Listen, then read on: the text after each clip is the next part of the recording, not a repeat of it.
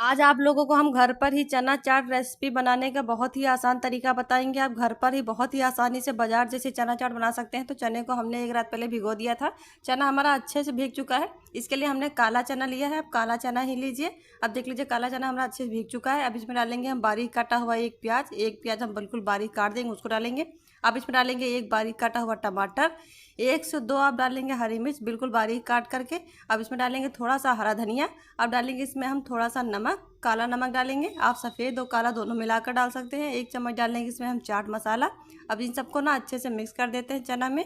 अब देख लीजिए बढ़िया से सारे मसाले, टमाटर, प्याज हमारा अच्छे से मिक्स हो चुका है। अब हमारी चाट बिल्कुल बनके तैयार हो चुकी है।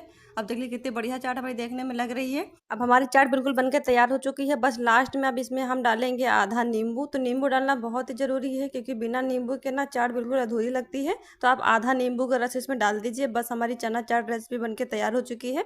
आप देख लीजिए बिल्कुल तैयार हो चुकी है। तो आज की रेसिपी आप लोगों को कैसी लगी कमेंट करके जरूर बताएं। अगर आप लोगों को मेरे वीडियो अच्छे लगते हैं तो वीडियो को लाइक करें, सब्सक्राइब करें, शेयर करें। इस चाट की रेसिपी को एक बार आप लोग बनाकर जरूर ट्राई करें।